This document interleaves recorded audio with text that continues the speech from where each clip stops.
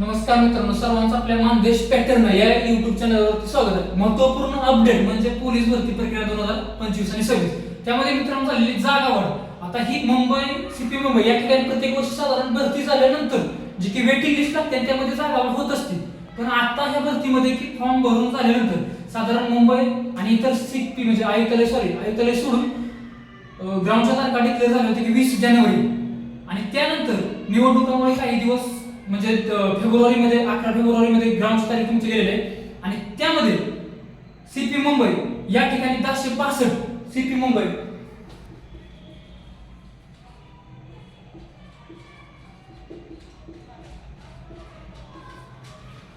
मुंबई या ठिकाणी 1062 इतक्या जागा वाढलेल्या आहेत. म्हणजे आता त्या ठिकाणी जी की पहिल्या जागा होत्या साधारण 2500 इतक्या जागा होत्या तर त्यामध्ये 1000 जागांचा समावेश झाल्यामुळे जागा 3500 म्हणजे 3500 जागाच्या पुढे इतक्या जागा वाढलेल्या. आणि दुसरी गोष्ट की काही ठिकाणी म्हणजे काही आयुक्तालयामध्ये जागा वाढण्याची शक्यता आहे. त्यामध्ये पुणे सिटी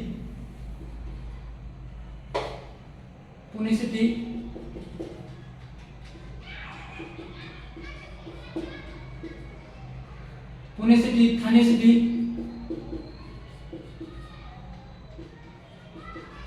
मीरा भाईंदर आणि अजून एक दोन ठिकाणी म्हणजे जे आयुक्तालय मोठमोठे आयुक्तालय तर त्या ठिकाणी जागा वाढण्याची शक्यता आहे. मग ह्यामध्ये मित्रांनो जर आपण असा विचार केला की फॉर्म भरल्यानंतर जर जागा वाढत असतील तर साधारण आता ज्या लोकांनी मुंबई सोडून म्हणजे ज्या लोकांनी रिस्क घेतली समजा मुंबई सोडून सांगली कोल्हापूर सोलापूर इतर ठिकाणी जर रिस्क घेऊन फॉर्म भरला असेल तर त्यांचा विचार सुद्धा बदलू शकतो की लास्ट जर मुंबई समजा इतर आयुक्तालयाच्या जर जागा वाढत असतील तर त्यांच्या मनात विचारू शकतो की आपला चांगला अभ्यास चांगलं ग्राउंड असून सुद्धा आपण मुंबई म्हणजे चांगल्या ठिकाणी म्हणजे ज्या ठिकाणी जास्त जागा आहे त्या ठिकाणी सुद्धा तुम्ही फॉर्म भरण्याचे निवडले नसून इतर ठिकाणी फॉर्म भरणं सिलेक्ट केलं आहे. तर आता त्या लोकांच्या भरपूर लोकांच्या मनात विचार आहे की आपण फॉर्म भरला असेल तर काय किंवा जर तरचा विचार प्रश्न झालाय.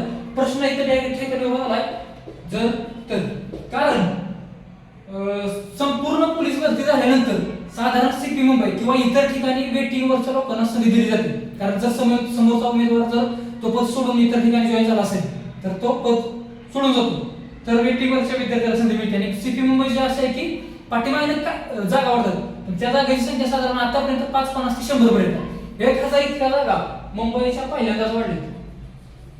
त्या पण भरती प्रक्रिया पूर्ण झाली नसताना तर मला असं वाटतंय की आणि अशी चर्चा पण चालू आहे की तुम्हाला 1-2 दिवस की फॉर्म सिलेक्ट करणं म्हणजे फक्त चेंज करणं फॉर्म डबल भरणं पुन्हा भरणं असं नाही तोच फॉर्म आहे तो चेंज करण्याकरता तुम्हाला संधी मिळू शकते.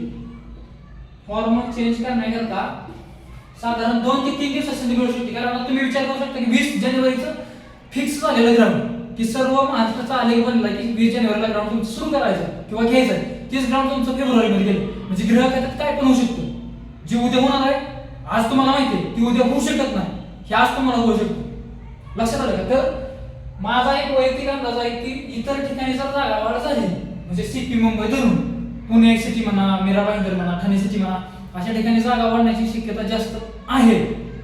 100 200 500 700 ठाणे सिटी काहीतरी 500-700 जागा वाढणार अशी शक्यता आहे. तर त्या ठिकाणी जर जागा वाढ झाली पुणे सिटी म्हणा ठाणे सिटी आणि मीरा भाईंदर तर मित्रांनो ह्या भरती प्रक्रियेमध्ये ह्या जर ही 1000 आणि ही 1000 जागा पकडल्या तर 2000 जर जागा वाढत असतील अचानक तुमची भरती प्रक्रिया होण्याच्या अगोदर तर नक्कीच माझा असा अंदाज आहे की तुम्हाला फॉर्म भरण्यासाठी 2 ते 3 दिवस म्हणजे तुम्हाला फॉर्म चेंज करण्यासाठी बाबा जर तुम्ही कोल्हापूरला फॉर्म भरलाय तर तोच तुम्ही फॉर्म मुंबईला सुद्धा चेंज करून भरू शकता असा माझा वैयक्तिक अंदाज आहे. तरी आपण बघू प्रत्येक अपडेट आपल्या मानदेश पॅटर्न या टेलिग्राम ग्रुपवरती टाकली जाते. तुम्ही जे जॉईन आहेत त्या लोकांना सर्वांना माहित आहे की आपण भरती प्रक्रिया सांगितलं होतं की नोव्हेंबरमध्ये 100% फॉर्म भरणार आणि फेब्रुवारी मार्च मध्ये तुमचं ग्राउंड सुरू होणार. तर 100% मित्रांनो फेब्रुवारीमध्ये ह्याच्यात काहीच अडचण नाही तुमचं ग्राउंडला कारण निवडणुकीचा टप्पा आता सुरू होईल आणि फेब्रुवारीमध्ये निवडणुका संपून जातील. फक्त मुंबई पुणे वगैरे थोडंफार ग्राउंड जास्त वेळ भेटेल पण तिथून पुढं तुम्हाला 100%